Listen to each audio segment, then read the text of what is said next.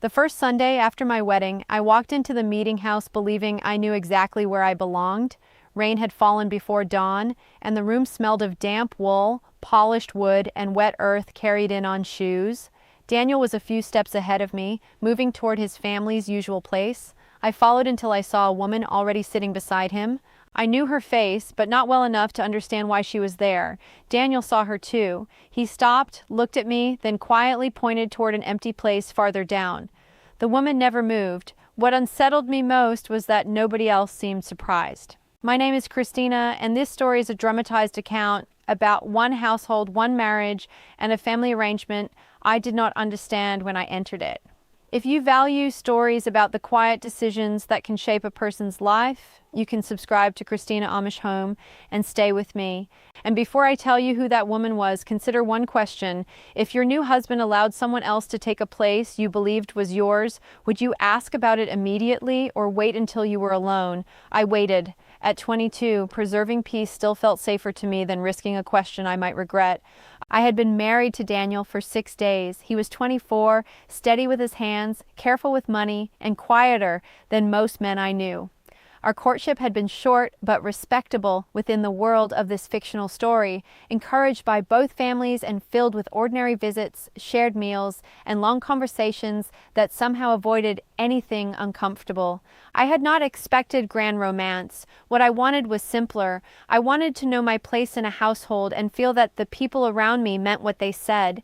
Daniel had always seemed dependable, yet whenever I asked about family matters, he answered only what was necessary and left the rest untouched. The woman beside him that morning was named Ruth. I had seen her before our wedding, usually carrying papers into Daniel's father's house or helping with meals after busy work days. She was a widow, perhaps 15 years older than Daniel, though no one had ever explained exactly how she became so connected to the family. I had assumed she was simply someone Elias, Daniel's father, trusted after years of friendship. During courtship, Ruth never acted possessive toward Daniel, and Daniel never acted unusually familiar with her. That was why the seat confused me more than it frightened me. Nothing about her behavior looked secret. She sat there as if everyone had already agreed she belonged there. I slipped into the empty place Daniel had indicated and opened the hymn book in my lap. My fingers were cold even though the room was close and warm. Ruth was holding another hymn book, one I recognized immediately because Daniel had carried it during several of our Sunday visits before we married. There was a dark scratch along the lower corner where he had once dropped it near a wagon wheel. I watched him notice the book and then look away. Across the aisle, an older woman lowered her eyes when mine met hers. Another shifted slightly, making more room around me without saying anything. Their kindness somehow made the moment harder. It suggested they knew I needed it.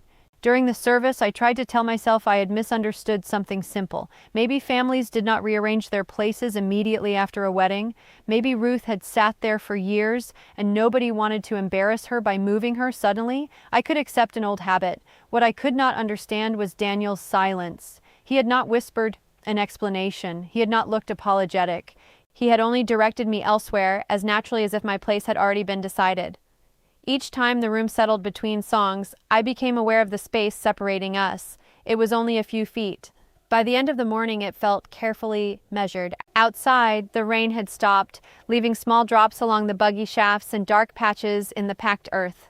People spoke to us with the warm politeness given to newlyweds. No one mentioned where I had sat. Ruth came out carrying the family hymn book and handed it directly to Elias, not Daniel. Elias thanked her, tucked it beneath his arm, and asked whether she would come by the house the next afternoon. She said she would. Daniel stood beside me without reacting. I remember studying his face, waiting for some sign that he understood how strange the morning had been for me. Instead, he asked whether I was ready to go home. I said yes because there were too many people around us for any other answer. On the ride back, the wheels hissed over wet road and Daniel spoke about a fence that needed repairing before the next rain. I listened until I could no longer pretend the question would disappear. Still, I did not ask it then. I wanted walls around us first. I wanted the door closed and his father out of earshot. Most of all, I wanted Daniel to explain the seat before I had to demand an explanation. He never did. By the time we reached the house, I had begun wondering whether the woman in my place was the mystery or whether his silence was. Part 2. Daniel carried the harness inside while I hung my damp shawl near the stove. For several minutes we moved around each other as though Sunday had been ordinary. I set water to warm, folded the cloth from breakfast, and waited for him to say Ruth's name. He did not. Finally, I asked why she had been sitting beside his family when everyone knew we had just married. Daniel kept his back to me while he placed a buckle on the table. "She has always sat there," he said. His voice was calm, almost puzzled by the question. I remember thinking that an explanation should have made me feel foolish. Instead, it made me more alert. I asked whether that meant I would sit somewhere else. Daniel turned then, but he did not answer directly. He said Ruth had helped his father for years and that changing things too quickly would create unnecessary hurt. The word hurt surprised me. I had not asked for Ruth to be embarrassed. I had only asked where I belonged. Daniel seemed to hear those as the same request.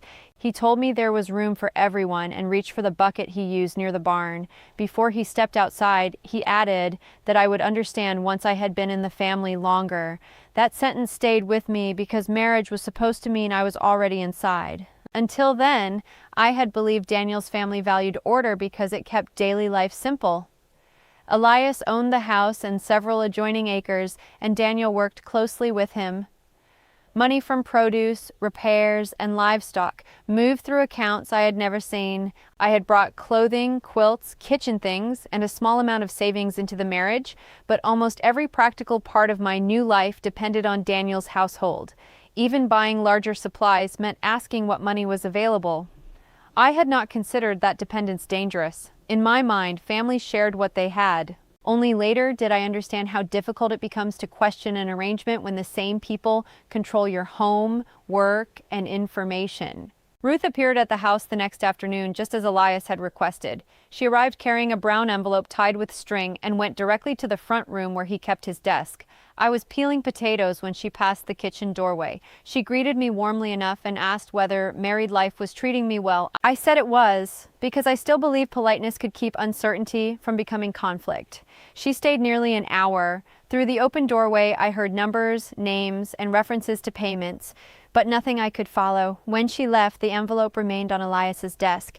Daniel later told me Ruth helped keep certain family records in order. That answer gave the Sunday seat a different weight. Ruth was not simply an old family friend who happened to occupy a familiar place. She had responsibilities inside the household that continued after I became Daniel's wife. I tried to tell myself that there was nothing wrong with this. Competence does not disappear because someone else gets married, and Ruth had obviously earned Elias's trust. What bothered me was that nobody had explained any of it before the wedding. Daniel had spoken often about work, faith, and the kind of home he hoped we would build. He had never mentioned that another woman would remain involved in decisions I assumed a new wife would gradually learn to share. Later that week, Daniel's younger sister Miriam came by with a basket of beans from her mother-in-law's garden. She was 19 and usually quick to laugh, especially when Daniel teased her about being impatient. That afternoon, however, she became quiet when I mentioned Ruth. We were snapping the ends from beans at the kitchen table when I asked whether Ruth had always helped Elias with his papers. Miriam said yes. Then I asked whether she had always sat beside Daniel's family on Sundays. Her fingers stopped over the basket. She looked toward the doorway before answering. "For a long time," she said. Nothing in the words was unusual.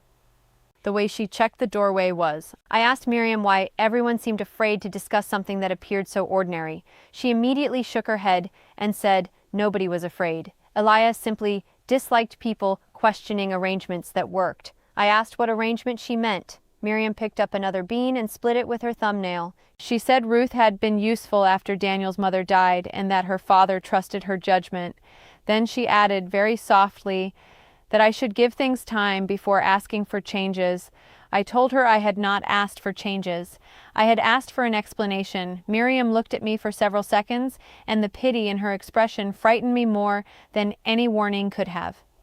Before leaving, Miriam gathered the empty basket and paused beside the back door. She told me there were things in Daniel's family that people stopped noticing because they had been done the same way for years. She did not call them rules. She did not tell me to obey them. She only said that asking why could make people believe you were criticizing more than you intended. Then she left before I could ask what had happened to anyone who questioned those arrangements before me. That evening, Daniel returned from Elias's barn carrying 3 account envelopes. I recognized Ruth's handwriting on each one. For the first time, the seat at church no longer looked like an isolated misunderstanding. Part 3. The next morning, I waited until Daniel had finished breakfast before asking about the envelopes. They were stacked beside his chair, each one marked in Ruth's neat handwriting. I asked why she kept records for a household she did not live in. Daniel looked at the envelopes, then at me, as though he were deciding how much explanation the question deserved. He said Ruth had handled those matters for years and that his father trusted her. I reminded him that I was not asking whether she was trustworthy. I was asking why I had never been told how much responsibility she still carried. Daniel rubbed his thumb along the edge of the table and said, "Because nothing has changed yet." That word, yet, caught my attention. I asked what was supposed to change and when.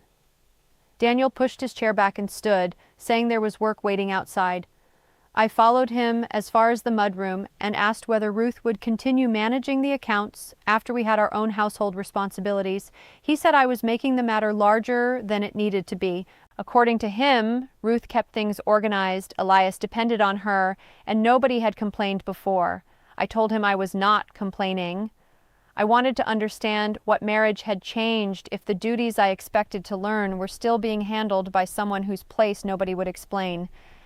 Daniel's face tightened, but he never raised his voice. That almost made the exchange harder to judge. If he had shouted, I would have known we were arguing. Instead, he spoke patiently, as though I were asking the same foolish question again and again. He told me I would have plenty to manage in time. For now, I should learn the household slowly and stop measuring my marriage by where Ruth sat or which papers she carried. I remember looking at the hooks beside the door, at his work coat and my new bonnet hanging together, and thinking how ordinary our life appeared. Nothing in that room suggested that asking one question could feel like crossing a line. I let him go to the barn, but I did not let the question go. Later that morning, I opened the cupboard where Elias kept household supplies and found a small list pinned inside the door. Flour, lamp oil, soap, thread, nails. Besides several items were amounts written in Ruth's hand. At the bottom, she had added a note asking Elias to delay 2 purchases until after a produce payment arrived. It was practical, sensible advice. That was precisely what disturbed me. Ruth was not merely recording what the family had already decided. She was helping decide what could be bought and when. I had entered the household believing those decisions would eventually include me. When Daniel came in for the noon meal, I showed him the list and asked whether Ruth also approved household spending. He said approved was the wrong word. She simply knew what money was available. I asked how she knew if I did not. He stared at me for a moment, then said his father had always preferred one person to keep the figures straight. I asked whether I could learn them too. Daniel said there was no reason I could not, but he made no offer to show me anything. Instead, he folded the list once, placed it back in the cupboard, and told me not to make Ruth feel as if I were trying to replace her. That was the first time I understood how my questions were being translated before anyone answered them. I asked for information, and Daniel heard competition. I asked about responsibility, and he heard disrespect. I asked where I belonged, and everyone seemed to hear a demand that Ruth disappear. None of those things were what I meant. I did not dislike Ruth. If anything, I knew too little about her to feel strongly one way or another.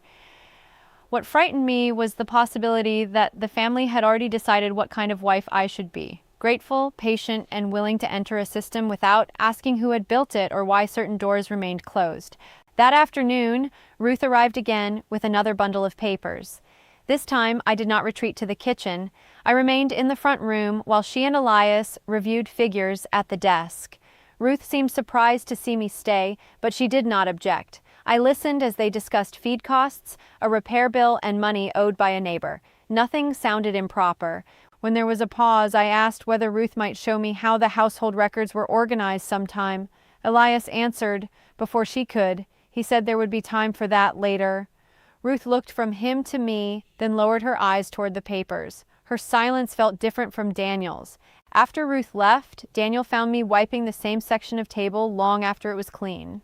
He said Elias had told him I had interrupted their work. I said I had asked one question. Daniel sighed and told me his father depended on things staying orderly, especially after everything the family had already been through.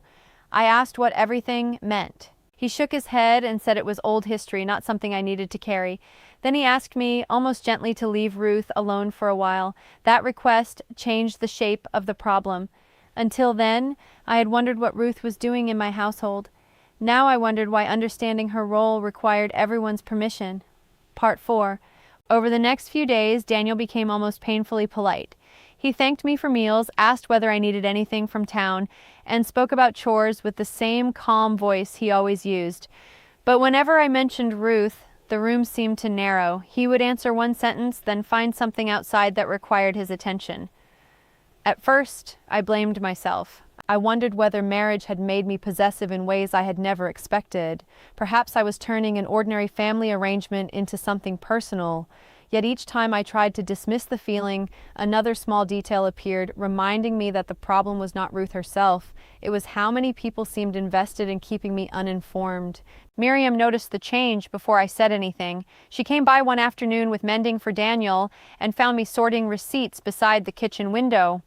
I had begun copying prices into a small notebook of my own, partly because I wanted to understand what the household spent. Miriam looked at the figures, then at me, and asked whether Daniel knew I was keeping them. The question startled me. I asked why he would need to know. She immediately said she had not meant anything by it, but her face had already answered. When footsteps sounded in the adjoining room, she closed my notebook without asking and pushed it beneath a folded towel. Elias entered a moment later. He wanted to know whether we needed lamp oil before the next market trip. I said yes and reached for the supply list inside the cupboard. Elias stopped me gently and said Ruth had already made the purchases for that week. I asked whether I could add thread and soap for our room. He told me to give the request to Ruth so she could record it properly. Nothing in his voice was harsh. That was what made the arrangement. Every restriction arrived disguised as efficiency. I could buy small things, but the moment money touched the household accounts, Ruth became the doorway. I began to understand information and permission were closer together than I had realized. The following Sunday, I entered the meeting house determined not to watch Ruth. I told myself I would sit wherever there was room and refused to let a chair control my thoughts. But before I reached Daniel, an older relative named Martha touched my elbow and quietly guided me toward a place near Miriam. She did it kindly, almost protectively, before Ruth had even arrived. That changed everything. On the first Sunday, I could still pretend people were reacting to an old habit. Now someone had prepared for the possibility that I might try to sit elsewhere. Ruth entered a few minutes later and took her usual place without hesitation. Daniel never looked toward me. Afterward, Martha offered me a small jar of preserves and spoke about the weather as though nothing unusual had happened. I thanked her, then asked why she had moved me before the service. Her smile disappeared. She said she had only thought I would be more comfortable beside Miriam. I asked whether Elias had requested it. Martha looked past me toward the buggies and told me not to make church seating into a family dispute. That was the first time anyone outside Daniel's immediate household admitted there was a dispute to avoid. I had never told Martha about my questions. If she knew enough to warn me, then the conversation about my place had traveled farther than I had. On the ride home, I asked Daniel who had spoken to Martha. He said he did not know and accused me of searching for insults where none were intended. I reminded him that I had asked one question privately and relatives were already managing where I sat. Daniel's hands tightened around the reins. He said his father had mentioned that I was having trouble adjusting and that people were trying to make things easier. The phrase trouble adjusting landed harder than I expected. My request for information had already been turned into a description of my character. I was no longer a new wife asking how the household worked. I was becoming the person who disturbed arrangements everyone considered reasonable. That evening, I found Miriam alone near the wash line and asked whether Elias had spoken about me. She did not answer immediately. Instead, she folded one of Daniel's shirts twice before admitting that her father had told several relatives I was uneasy about Ruth and needed time to settle. I asked whether he had explained why I was uneasy. Miriam shook her head. According to Elias, Ruth had served the family faithfully for years, and I was struggling to understand that loyalty. The story sounded almost true, which made it more dangerous. It left out the unanswered questions, the accounts, and the promise Daniel seemed unwilling to explain. It made my confusion look like ingratitude. I stopped wondering whether Ruth had taken something from me. Ruth was visible. She sat where she had always been told to sit, kept records she had long been asked to keep, and never once told me I had no place in the family. The decisions seemed to come from behind her. Daniel defended them, relatives accommodated them, and Miriam feared discussing them, but the center of the arrangement was clearer. Elias decided what remained unchanged, and then described any question as impatience. By the end of that week, I no longer believed another conversation with Daniel would be enough. If I wanted to understand why nothing could change, I would have to ask his father directly. Part 5. The next afternoon, Elias asked me to come into the farmhouse kitchen after Daniel returned from the barn. He had already cleared the table, except for a cup of coffee and the account book Ruth usually carried. Daniel stayed near the doorway, which told me this conversation had been planned before I arrived. Elias began by saying he understood I was having difficulty adjusting. I told him I was not having difficulty with Ruth. I was having difficulty understanding why decisions affecting my marriage and household were being made without me. He folded his hands and listened without interrupting. For a moment, I believed that directness might finally produce a direct answer. Elias said Ruth had helped the family through years I had not lived there to witness. After Daniel's mother died, Ruth had managed letters, bills, purchases, and countless small tasks that kept the household from falling apart. He said gratitude mattered, and removing responsibilities simply because Daniel had married would be unfair. I agreed that gratitude mattered. Then I asked why gratitude required secrecy. If Ruth's role was honorable and necessary, why had nobody explained it before the wedding? Elias looked toward Daniel before answering. He said some arrangements were so familiar to a family that people stopped thinking of them as things that needed explaining. Daniel said nothing. I asked whether Ruth would continue keeping the household accounts permanently. Elias said that depended on what was practical. I asked what would make a change practical. He answered that time would tell. Each question produced another phrase that sounded reasonable until I tried to use it. Nothing was permanent, but nothing had a date. Nothing was forbidden to me, but every responsibility could wait. Nobody said Ruth outranked me, yet Ruth had access to information I did not. I finally asked whether I was expected to ask her before spending household money. Elias corrected me immediately. I was expected to keep her informed, so the accounts remained accurate. The difference felt mostly grammatical. Daniel stepped in then and said his father was trying to help me understand how the household worked. I turned to him and asked whether he had known before we married that Ruth would continue handling these matters. His expression changed just enough for me to notice. Elias answered instead, saying Daniel had grown up with the arrangement and naturally assumed it would continue for a while. I asked Daniel again. He said he knew Ruth would still help his father, but he had never thought I would consider that important. That was not the answer I wanted, but it was the first admission that he had known something I had not. Elias seemed irritated by the direction of the conversation, though his voice remained controlled. He said marriage did not require every old family habit to disappear in a week. I told him I had never asked for that. I wanted to know which parts of my new life had already been decided before I entered it. He called that way of thinking too formal, as if a family were a contract instead of a relationship. I remember feeling strangely calm when he said it. A relationship, I thought, should make honesty easier, not less necessary. Still, I kept that thought to myself. I wanted information more than I wanted to win an argument. I asked one final question about the Sunday seat. Elias leaned back and said Ruth had sat near the family for years because she had become part of their routine after Daniel's mother died. He insisted there was no hidden meaning in it. Then I asked why Martha had been told to guide me somewhere else before Ruth even arrived. For the first time, he paused too long. He said people were trying to avoid awkwardness while I adjusted. That answer confirmed what I had suspected. The seating had been discussed without me. Someone had anticipated my reaction, informed other relatives, and made a plan. The problem was no longer an old habit. It was an actively managed arrangement. When the conversation ended, Elias told me Ruth would eventually step back from some responsibilities as I learned more about the household. I asked when. He smiled slightly and said there was no need to rush what had worked for years. Daniel seemed relieved, as though his father had offered a compromise. I did not feel relieved. eventually required me to trust the same people who had already decided what I needed to know. I left the kitchen understanding something I had not understood when I entered. They considered my questions more disruptive than the secrecy itself. What they called patience required me to remain dependent while everyone else kept their established place.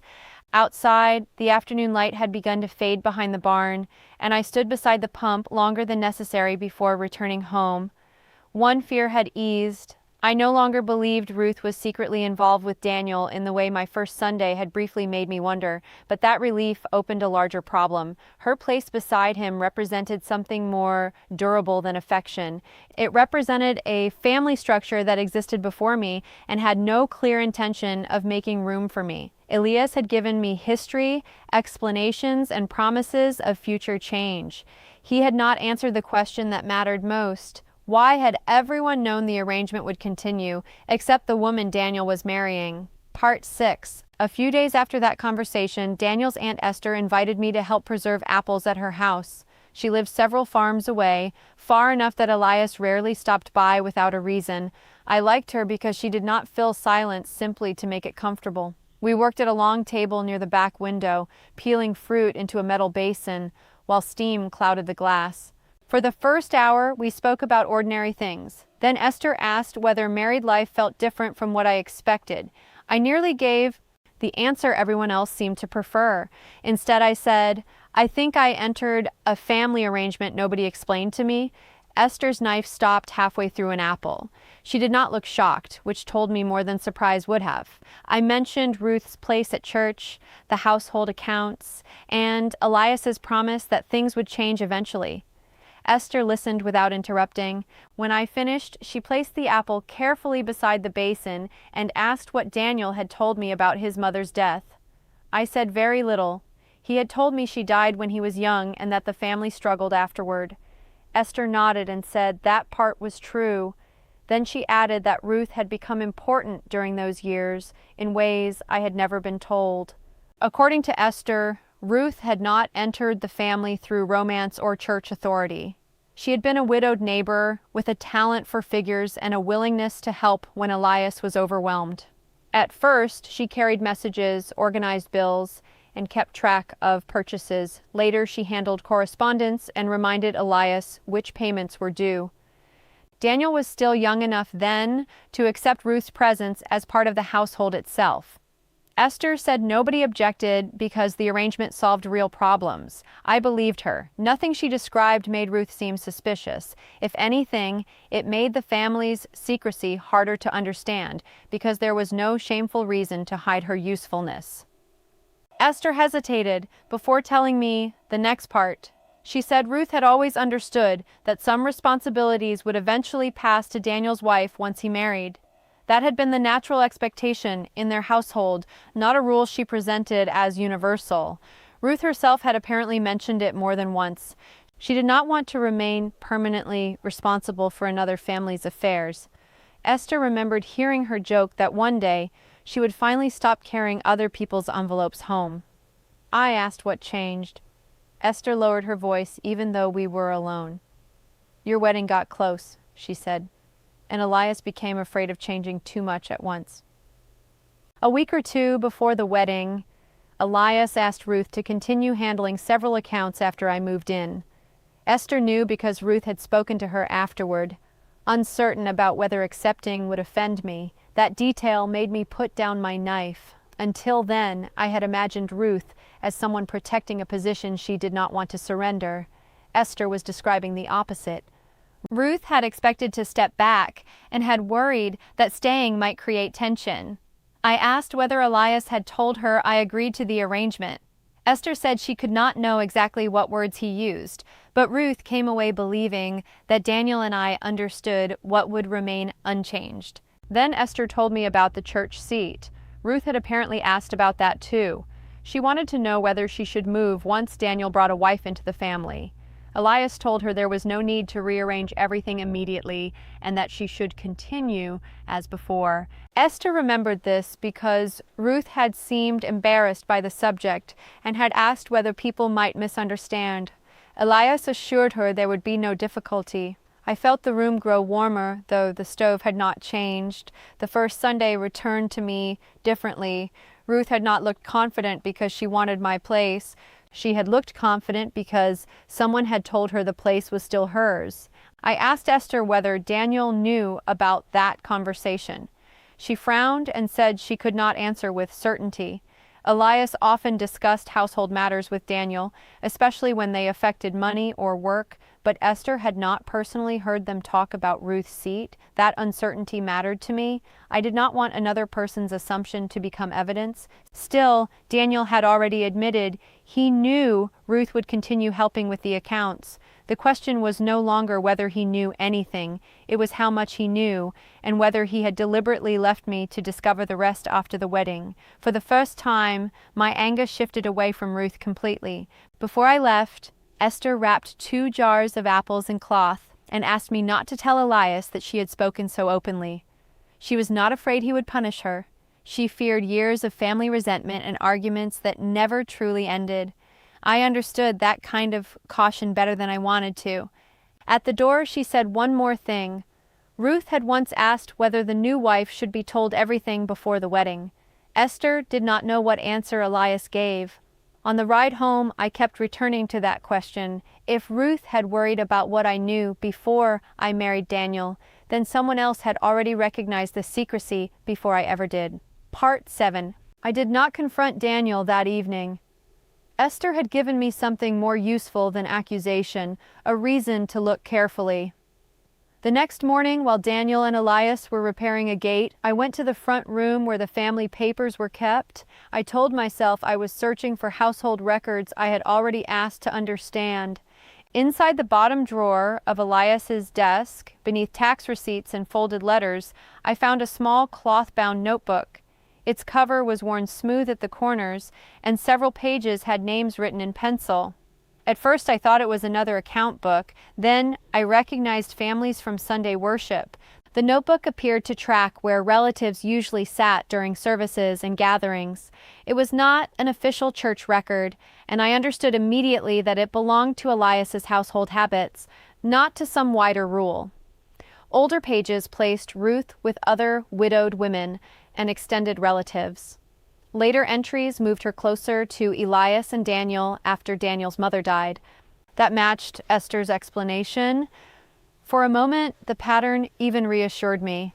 Ruth's place had developed gradually during a difficult period. There was nothing mysterious about that. Then I reached the pages from the months before my wedding, and the neat history became harder to explain. My name appeared there in pencil beside Daniel's. I stared at it long enough to make sure I was not forcing meaning onto an ordinary mark. The letters were faint but clear. Christina. A line had been drawn through the placement, and my name was rewritten farther down beside Miriam. Ruth's name remained where mine had first been written. The correction was dated shortly before the wedding. I ran my finger above the page without touching the pencil marks. Someone had not merely forgotten to change an old arrangement after I arrived. Someone had considered my place before I married Daniel and then deliberately changed it back. I turned through earlier pages looking for the same kind of corrections. There were plenty of crossed-out names caused by deaths, marriages, and relatives moving between households, but most were accompanied by obvious changes in circumstance.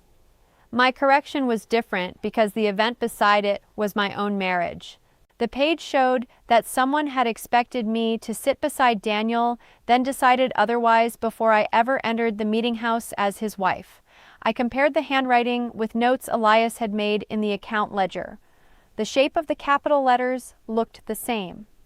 I could not prove every pencil stroke was his, but I no longer believed the change was accidental.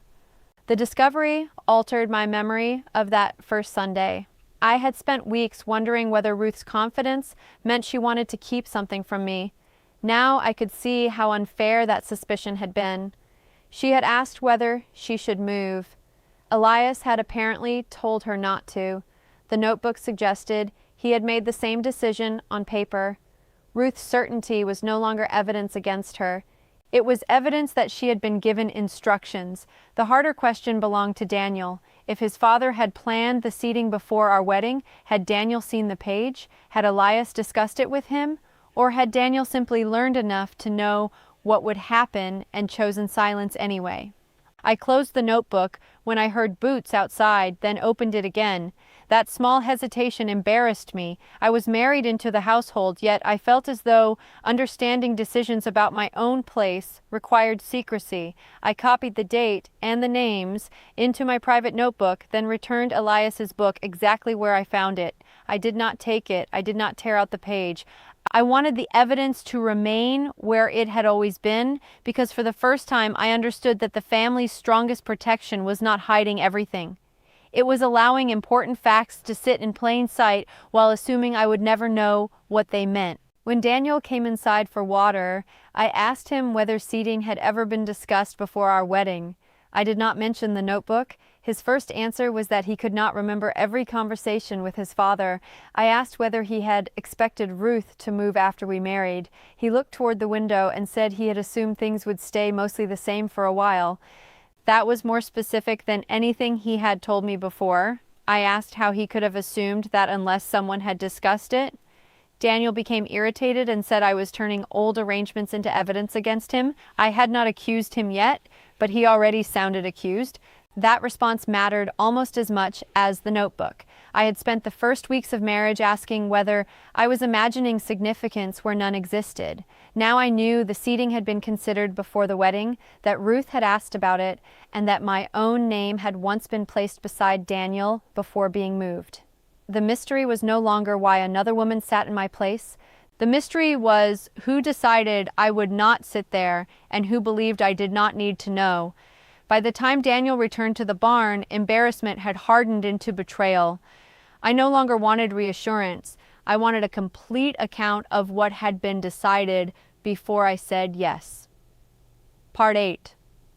For the next several weeks, I changed the way I asked questions. I stopped asking Daniel whether he understood how excluded I felt, because those conversations always dissolved into reassurance. Instead, I asked for facts. Which bills were ours? Which purchases required Elias's approval? Which records did Ruth keep? Daniel answered some questions and avoided others, but specific questions were harder to dismiss as emotion. I began copying expenses into my own notebook every evening. It was a small act, almost invisible, yet it gave me something I had not possessed when I arrived, a record that did not depend on anyone else's memory or permission. The more I wrote down, the more I understood why I could not simply walk away from the arrangement. Daniel and I lived on land controlled by Elias, worked within the same family economy, and depended on decisions made through accounts I had never been shown. My savings were modest. My family lived far enough away that returning home would have carried its own consequences, questions, and shame. None of those barriers made leaving impossible, but together they made every decision heavier. I had entered marriage believing dependence meant trust. Now I was learning that dependence also meant someone else could decide how quickly I was allowed to understand my own circumstances. One evening, after I had asked about a payment Ruth recorded for feed, Daniel finally admitted that her continuing role had been discussed before our wedding. He said his father wanted stability and had told him Ruth would keep handling certain matters until I settled in. I asked why he never mentioned that to me. Daniel looked genuinely confused by the question. He said he had assumed I would adjust once I saw how the household worked. That answer hurt more than a lie might have. He had not forgotten. He had decided the information was unimportant because he believed I would accept the decision after marriage, when changing my mind had already become harder. After that conversation, I watched Ruth differently. I stopped treating every envelope in her hand as proof that she wanted authority over me. Sometimes I saw her ask Elias whether I should be included in a purchase decision. Once, when I entered the front room unexpectedly, Ruth was telling him I needed to learn the accounts eventually because she did not intend to manage them forever. Elias answered that there was no reason to rush. Ruth noticed me and became quiet, but I had heard enough. The arrangement that restricted me was not necessarily the arrangement she wanted. That distinction mattered because anger becomes easier when there is only one person to blame. Daniel tried to make peace by suggesting that I begin handling several smaller household expenses myself. For 3 days, I allowed myself to believe something had shifted. He showed me where a few receipts were kept and asked me to track flour, lamp oil, and sewing supplies. The work was ordinary, but being trusted with it felt significant. Then Elias noticed my figures on the kitchen table and asked who had changed the system. Daniel explained that he had given me responsibility for those expenses. Elias did not argue with me. He simply told Daniel that all purchases still needed to pass through Ruth's ledger. By supper, my new responsibility had become another entry she was expected to supervise. That failed attempt showed me something I had missed. Daniel was not standing outside the family structure, choosing freely between his father and me. He had grown up inside it. When Elias spoke with certainty, Daniel often treated obedience as practicality rather than submission. I had imagined marriage would automatically give Daniel authority over our shared life, but even he seemed unsure where his father's control ended. Understanding that did not excuse his silence before the wedding. It did, however, change the shape of my anger. Daniel had misled me, but he was also repeating rules he had rarely been required to name. I began to see why my questions unsettled him so deeply. Months passed, and my resistance became quieter rather than louder. I kept copies of expenses, remembered dates, and wrote down promises that had once existed only in conversation. When Ruth told me a payment was delayed, I asked to see the figure instead of accepting a vague answer. When Daniel said something would change later, I asked what condition had to be met first. These were not dramatic acts, but they changed me. I was no longer waiting for someone to notice that I deserved information. I was learning to ask for it without apologizing. The household around me remained mostly the same, yet my role inside it was becoming less passive each week. The question that occupied me had changed as well.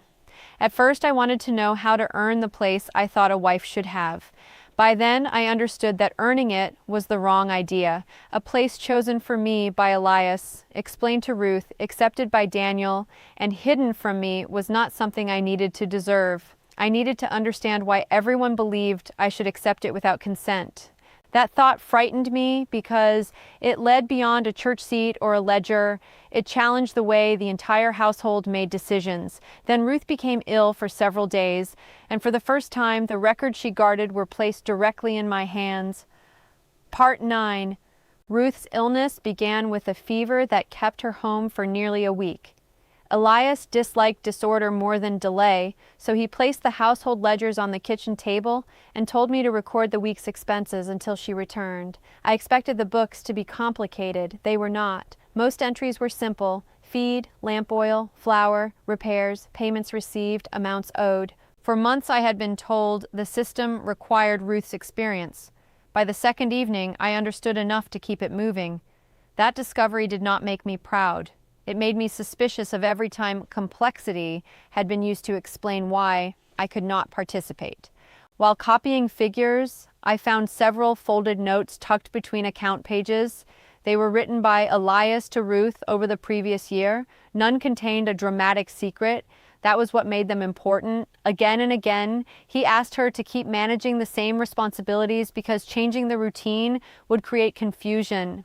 In one note, he wrote that Daniel's marriage should not disturb arrangements that had kept the household stable. I read the sentence twice. Ruth had not fought to remain in control. Elias had repeatedly asked her to stay because he trusted familiarity more than transition. The problem had never been her ambition. It was his refusal to let the household change. When Ruth recovered enough to visit, I expected Elias to thank me and discuss which tasks I could continue handling. Instead, he gathered the books from the table and told Ruth she could resume everything the following Monday. He spoke as though the week had proved nothing. I asked whether I might continue keeping part of the accounts since I had managed them without difficulty.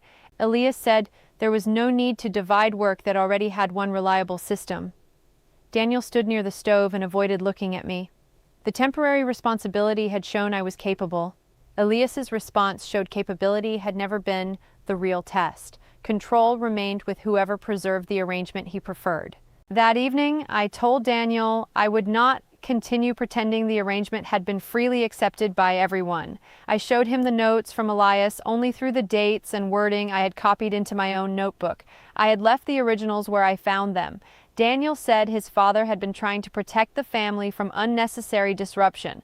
I asked who had been protected from disruption when I was the only person never given the choice. Daniel told me not to turn a household disagreement into a public embarrassment. That sentence clarified his fear. He was still more worried about what others might think of the conflict than about why the conflict existed. For the first time, I told him plainly that the secrecy had changed how I viewed our marriage. I did not threaten to leave, and I did not demand that he choose between me and his father. I said something simpler. I would no longer cooperate with decisions made about me, and explained afterward as tradition. Daniel became quiet. He said I was forcing him into an impossible position. I answered that the position already existed. I had simply stopped pretending it did not. He had married me knowing Ruth's role would continue. Elias had promised Ruth nothing would change. Both men had expected me to adjust after the wedding instead of letting me decide before it. The person who surprised me was Ruth.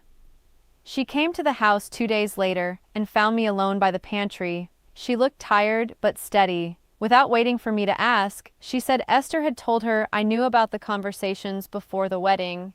Ruth seemed more embarrassed than defensive. She said she had believed I understood the arrangement and had even asked Elias whether keeping her place would make things difficult for me. He had assured her it would not. Then she said something I had not expected. If I had not been told, I had every right to be angry. Not at her, she added quietly, at the people who decided silence was easier. I told Ruth I did not want her humiliated, removed, or blamed for helping a family that had depended on her. What I wanted was for the arrangement to stop being treated as something everyone could discuss except me. Ruth agreed. She offered to explain the ledgers directly and said she would support transferring some responsibilities whenever I was ready. That small act changed the balance in the household. Elias could still control property and money, but he could no longer rely on the idea that Ruth needed the old system preserved exactly as it was. The woman I had first imagined as my rival had become the first person inside the arrangement to admit that my consent mattered. Daniel learned about our conversation before supper. He was unsettled, not because Ruth and I had argued, but because we had not. The old structure depended partly on everyone remaining in separate understandings. Ruth believed I had been informed. Daniel believed I would adjust. Elias believed stability justified withholding explanations. Once Ruth and I spoke directly, those assumptions could no longer protect one another. Daniel had a choice he had avoided since before our wedding: defend his father's silence as harmless practicality, or acknowledge that I had been misled. I could not make that decision for him, but for the first time since that Sunday morning, I stopped waiting for someone else to decide where I belonged. Part 9. Ruth's illness began with a fever that kept her home for nearly a week. Elias disliked disorder more than delay, so he placed the household ledgers on the kitchen table and told me to record the week's expenses until she returned. I expected the books to be complicated. They were not. Most entries were simple: feed, lamp oil, flour, repairs, payments received, amounts owed. For months I had been told the system required Ruth's experience. By the second evening, I understood enough to keep it moving. That discovery did not make me proud. It made me suspicious of every time complexity had been used to explain why I could not participate.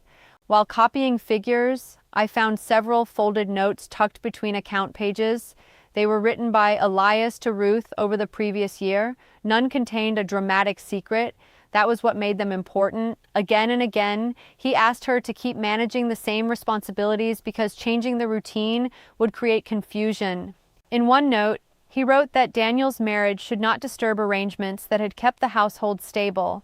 I read the sentence twice. Ruth had not fought to remain in control. Elias had repeatedly asked her to stay because he trusted familiarity more than transition.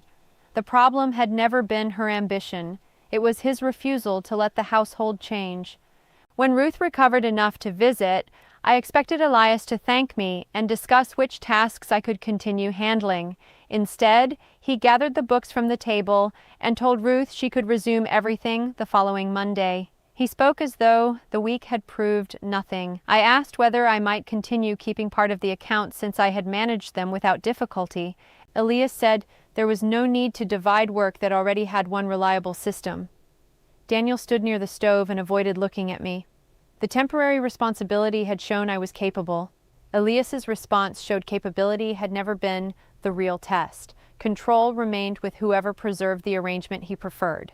That evening, I told Daniel I would not continue pretending the arrangement had been freely accepted by everyone. I showed him the notes from Elias only through the dates and wording I had copied into my own notebook. I had left the originals where I found them. Daniel said his father had been trying to protect the family from unnecessary disruption. I asked who had been protected from disruption when I was the only person never given the choice. Daniel told me not to turn a household disagreement into a public embarrassment.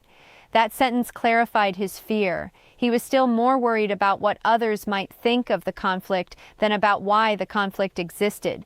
For the first time, I told him plainly that the secrecy had changed how I viewed our marriage. I did not threaten to leave, and I did not demand that he choose between me and his father. I said something simpler. I would no longer cooperate with decisions made about me, and explained afterward as tradition. Daniel became quiet. He said I was forcing him into an impossible position. I answered that the position already existed. I had simply stopped pretending it did not. He had married me knowing Ruth's role would continue. Elias had promised Ruth nothing would change. Both men had expected me to adjust after the wedding instead of letting me decide before it. The person who surprised me was Ruth. She came to the house 2 days later and found me alone by the pantry. She looked tired but steady. Without waiting for me to ask, she said Esther had told her I knew about the conversations before the wedding. Ruth seemed more embarrassed than defensive. She said she had believed I understood the arrangement and had even asked Elias whether keeping her place would make things difficult for me. He had assured her it would not. Then she said something I had not expected. If I had not been told, I had every right to be angry. Not at her, she added quietly. At the people who decided silence was easier.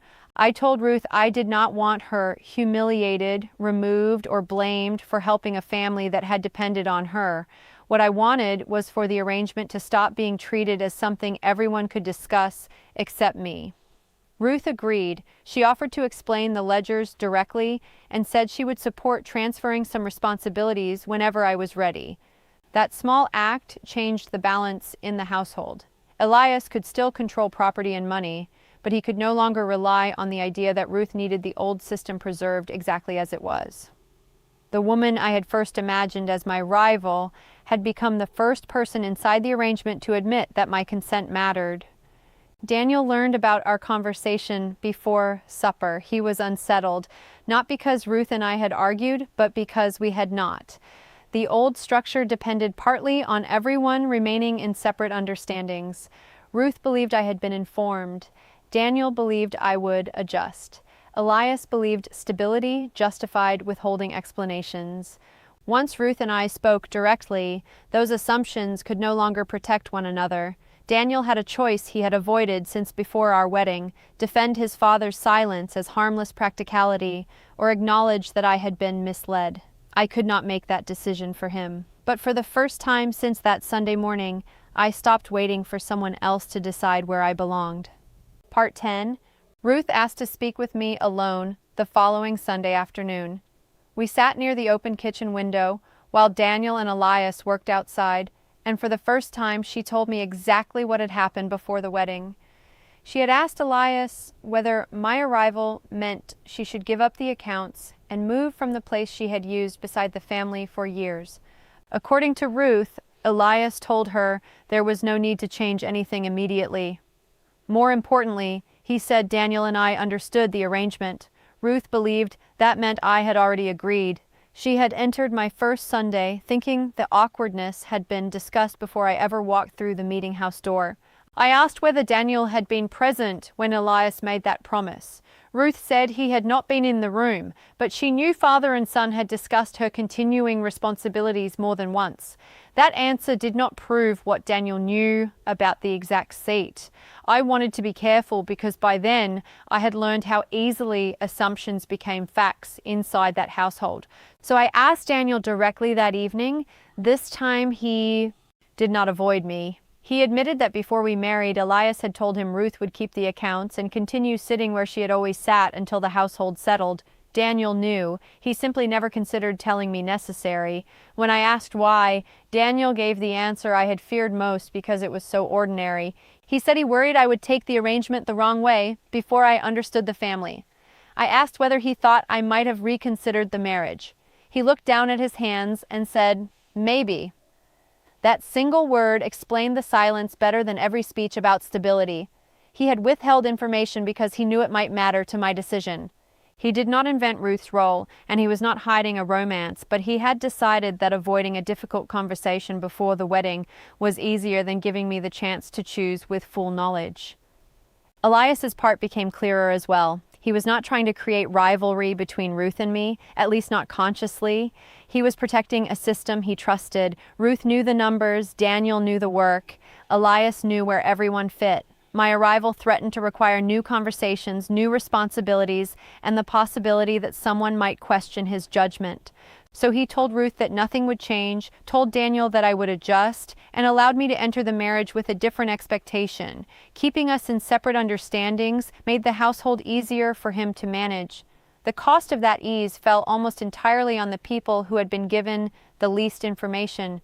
Once I understood that, my memory of Ruth changed completely. On that first Sunday, I had watched her sit beside Daniel and assumed confidence meant possession. Now I pictured what she believed instead. She thought I knew. She thought Elias had prepared me. She had even worried beforehand that her presence might embarrass me. The woman I had silently treated as a threat was following an arrangement she believed had been openly explained. Her stillness in the meeting house was not a challenge. It was trust in information that turned out to be false. That realization embarrassed me, but it also freed me from a rivalry that should never have existed between us in the first place. The seating notebook became more painful after that conversation. Before, the erased pencil mark beside Daniel felt like proof that someone had taken my place. Now it showed something more complicated. Elias had first imagined one arrangement, then changed it to preserve the old one, while never telling the person most affected. The notebook was not evidence of a forbidden relationship. It was evidence of decision-making without consent. My name had been written, moved, and settled elsewhere before I even knew there was a discussion. That small correction on paper represented the larger problem inside the household. Other people could redefine my role quietly, then expect me to behave as though nothing meaningful had happened. There was no dramatic confession from Elias. When I confronted him with what Ruth and Daniel had admitted, he said he had been trying to prevent tension during a transition. He still believed the household would have settled naturally if I had been more patient. I told him patience was not the issue. The issue was that he had spoken to Ruth, spoken to Daniel, and made plans involving me without speaking to me. Elias did not apologize in the way I wanted. He only said he had underestimated how important the matter would become.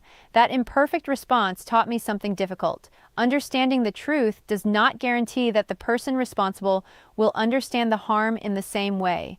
By then, the title of that first Sunday had changed inside my own memory. Another woman had been sitting in my place, but she had not stolen it. Elias had preserved it for her. Daniel had known she would remain there. Ruth had believed I had been informed. I was the only person entering that room without the full arrangement. The betrayal was not the chair, the hymn book, or even the accounts. It was the decision to let me marry first and understand afterward. Once I could name that clearly, the mystery finally closed. What remained was harder, deciding whether Daniel and I could build a marriage in which information was shared before decisions were made, not after.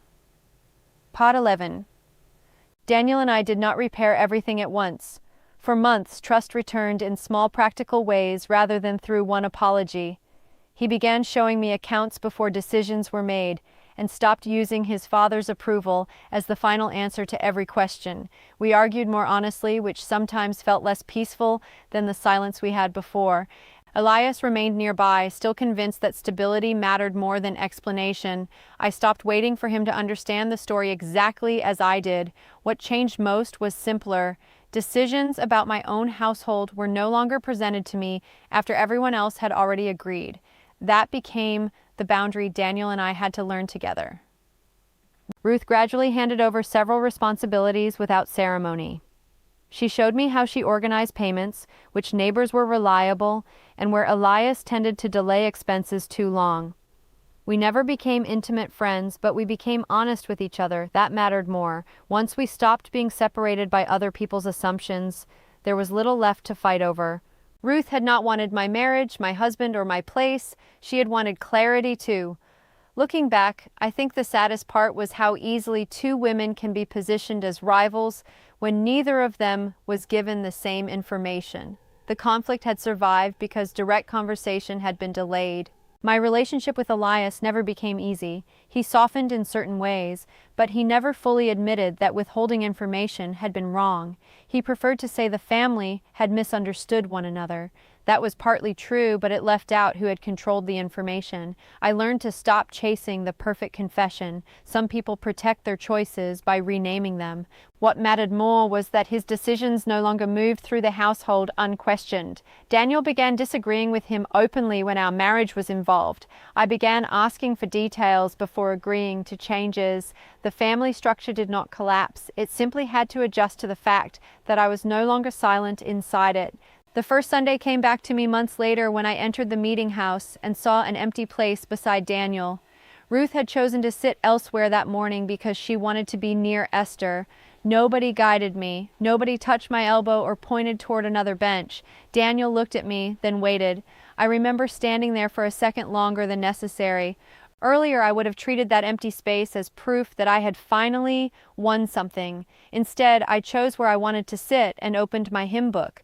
The chair no longer carried the same power because I understood that belonging is not created by occupying a position someone else finally allows you to have.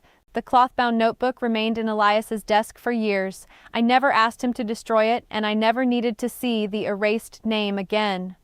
By then, I understood what that pencil mark represented. It was not simply a seating correction. It was a record of how easily a person can be included in a decision on paper while being excluded from the decision itself.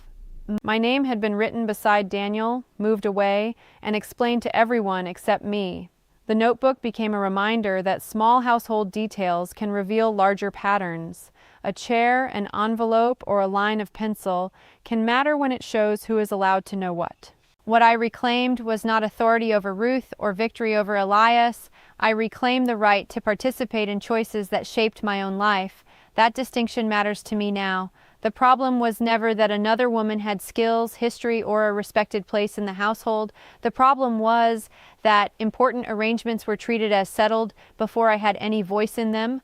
Once I understood that, I stopped asking whether I deserved a better place. I started asking whether the process itself was honest. That question changed more than the seating ever did. It changed how Daniel and I handled money, family expectations, and every future decision that affected both of us.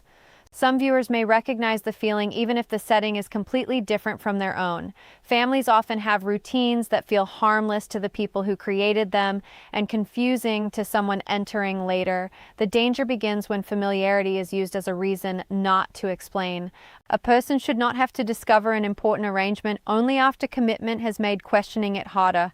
If you have followed Christina Amish home for stories about hidden family rules, silence, and belonging, you can subscribe for more. And consider this question: if information might change someone's decision to marry, should keeping it quiet be treated as a misunderstanding or as a form of betrayal? When I remember that first Sunday now, I do not picture Ruth as the woman who took my place.